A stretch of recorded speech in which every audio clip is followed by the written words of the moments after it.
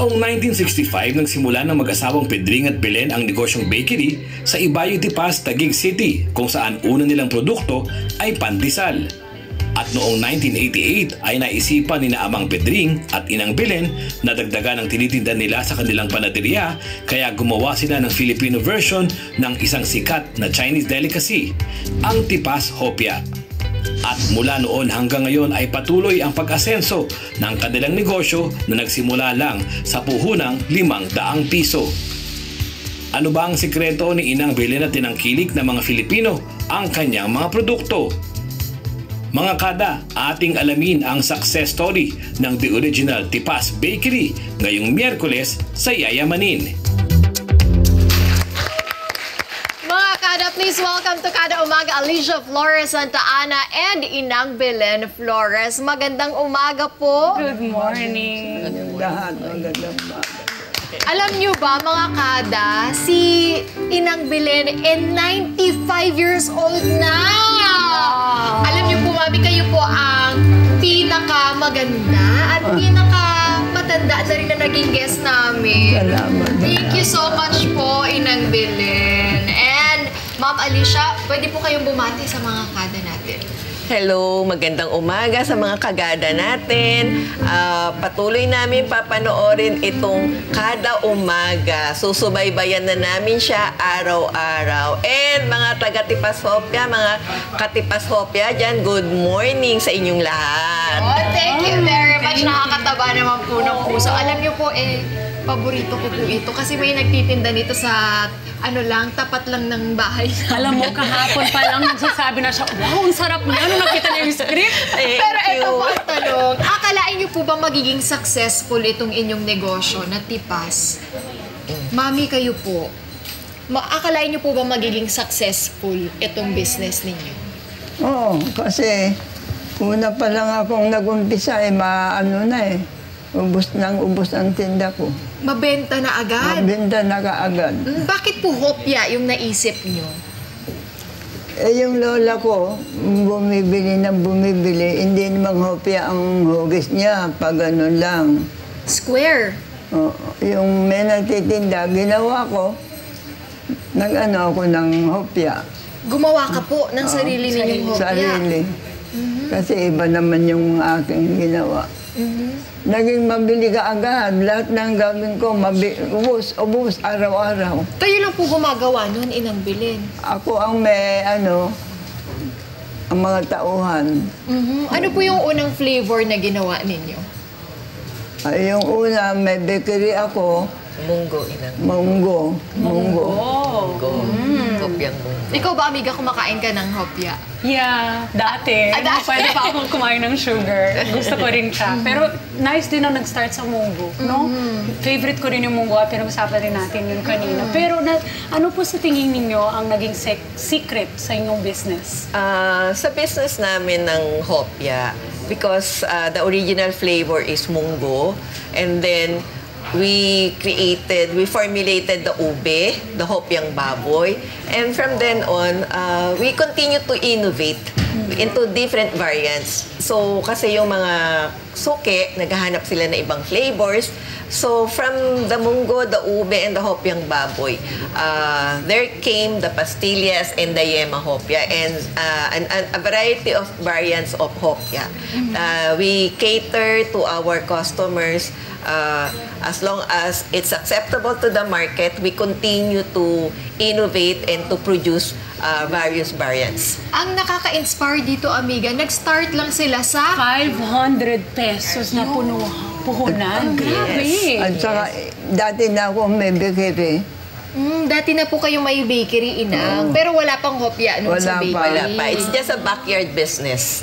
So, mga pandesal, monay, Yes, mga monay, ganon. yes. So, Malakas lahat ng tinitinda ko, ubos, malakas. ngayon, nung nakita nyo, Nay, na medyo malakas na, doon kayo nag-start na mag-isip, gumawa ng hopya. Oo. Sa halagang 500 pesos lang kayo nun, Inang Belen. Wala akong malaking puhunan eh.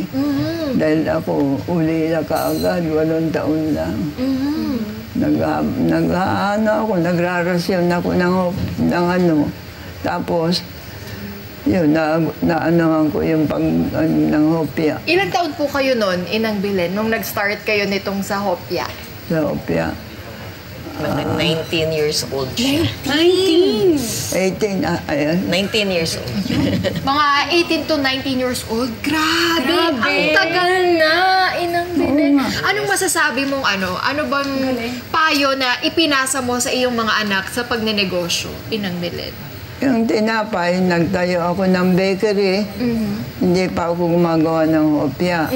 Ako naman, lahat ng itinda ko nauubos. Ano po kaya yung doon, Naibilin, yung secret na ipinayo nyo sa mga anak ninyo kung bakit naging successful yung business ninyo? Tinuruan ko sila.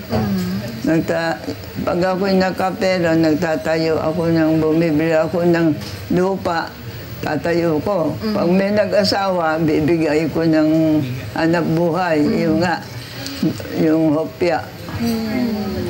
Yes. Tapos, pag may nag-asawa uli ang mga anak ko, yun, meron na ako agad ibibigay. Nahanap Yun, ipinapasa. Oo, nahanap buhay.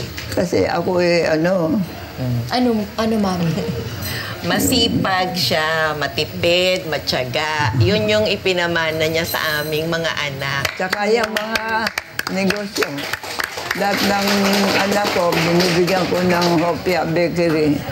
Yun. At Ma'am Alicia, maalala niyo pa ba kung anong nabago sa buhay niyo? Ang unang niyong nabili nabago ang ating buhay dito dahil sa business natin? According to her, ang una niyang pinundar is sasakyan. Sasakyan na pang-deliver para makatulong na maging wide yung reach ng aming mga So, investment produkto. din. So, ang in-invest niya una is sasakyan.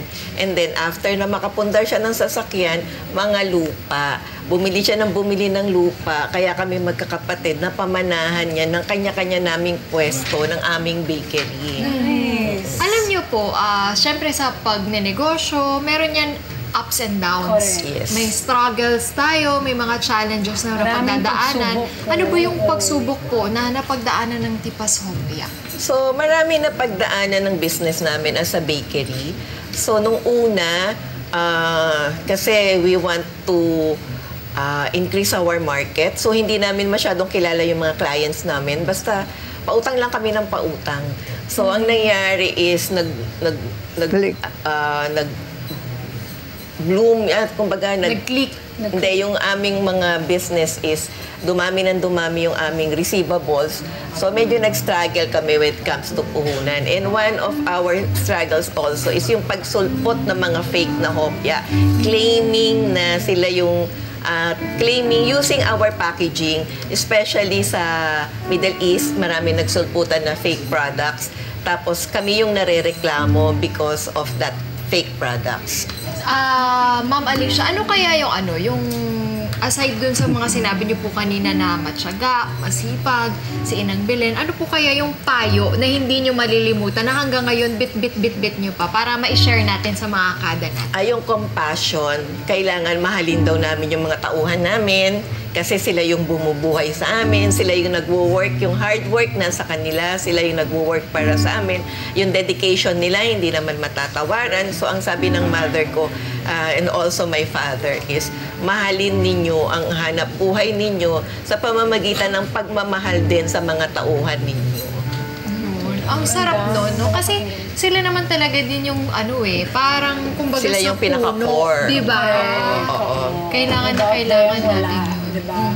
Kayo po ba, may iba pa po ba kayong mensahe sa mga kada natin na gusto nyong i-share para sa mga gusto magnegosyo at yumaman katulad nyo? Hindi lang basta sa pera, kundi parang sa mga tao din Yung sa mga tao. pagmamahal.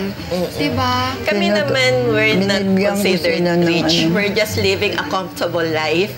So, ang naipamana sa amin ng mga magulang namin is still feet flat on the grounds. Hindi kami kailangan magyabang. Tapos, ang laging sinasabi ng father ko, if you want to put up a business is find the need and supply the need. Kung ano yung need ng community, hanapin mo siya and then supply that need. Tapos yun, magbo-bloom na yung business mo. Wow, find the need and supply the need. Supply Ang or ganda. demand. Oo. Yeah, supply the demand. Yeah. At Ang tanong, saan po ba kayo mahanap? Alam kong kahit saan sa Pilipinas nahanap kayo. Meron. Hindi lang sa Oo, Pilipinas, sa ibang bansa rin. Pero may Facebook page po ba kayo na pwedeng bisitahin ng mga kada natin? Yes, we have our FB page, yung The Original Tipas Bakery. We are located in Tipas, Taguig City. So, ang hopya is the current pride of Taguig.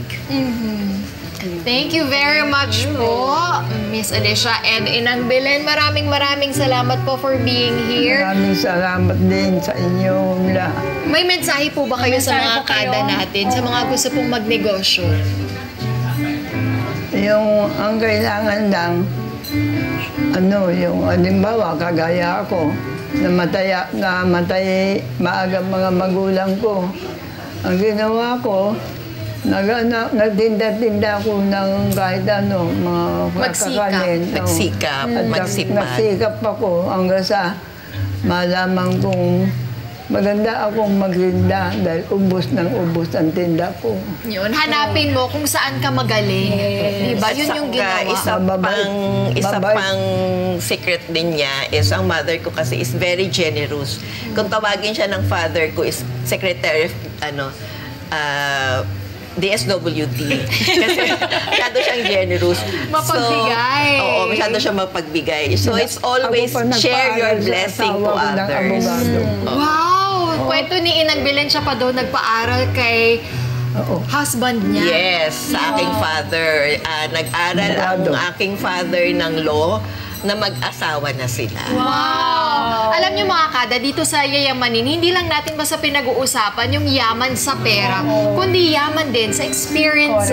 Tulong sa tao. Yun, yaman para makatulong ka sa ibang tao. Napakaganda. Gagayahin ka ng mga tao para sila din Tutulong. Actually, yes, let's influence people to be better, to Matulungan share mga more, tao. diba? Marami akong To be a tinulungan. blessing to Be a others. blessing to others. And talking about blessing to others, you guys are a blessing to others. At mga kada, blessing din sila sa ating dito sa Kada Umaga dahil mag-share po sila ng kanilang hopya sa ating lahat. Para meron pa kayo lahat dito sa Kada Squad na magsi-take out. Thank you. Thank you po. Thank you. Ang ginawa ko, mga taluhan ko. Napapanood kita pala. Thank you po. Appreciate you. Thank you very much po, Miss Alicia. Alam mo, sabi ni Mami sa akin kanina, kung ikaw ay magdadamot daw, walang patutunguhan. Kailangan ikaw ay mapagbigay para mahalin ka rin ng ibang Yes. tao. Yes. At tumulong din Kakatuwiran sila. ko, hindi ko madadala. Oo, lahat ng material na bagay, hindi natin yan madadala, di ba? Yung mahalaga, magkaroon tayo ng impact sa buhay ng ibang tao. Kaya makatulong. Maraming salamat Thank po you sa rin. inyo. Thank you for inviting us here. Yes. Maraming Thank salamat po, you. Miss Alicia and Inang Belen. At sana mga kada, may natutunan din po kayo dito sa kanilang success story na ating napagkwentuhan. At enjoy niyo po yung Tipas Hopya, mga kada. Marami akong tinulungan. Yes, maraming salamat. At dahil dyan, dahil po sa inyong pag-share, marami po kayong na-share na mga experiences, inspiring story. May regalo po ang Miniso! Thank you. Marami akong natulungan. Thank you. Thank you po. Sana po, mas marami pa po ang inyong matulungan dahil po lahat yan, lahat ng ginagawa natin. Yes po, tama. Maraming salamat, Inang Belen, ha. Naku, hindi po namin makakalimutan to kasi imagine, 95-year-old Yes. si Inang Belen pumunta pa dito. So inspiring. At go ahead, Mommy. Thank you very Lagi daw much po. magpasalamat sa nasa itaas. Yes po. Hi mga Kanet 25! This is Emma Tiglao. For more Kada Umaga updates, just click the subscribe button and follow us on Net25 social media pages at Net25 TV and at Net25 Entertainment Facebook page.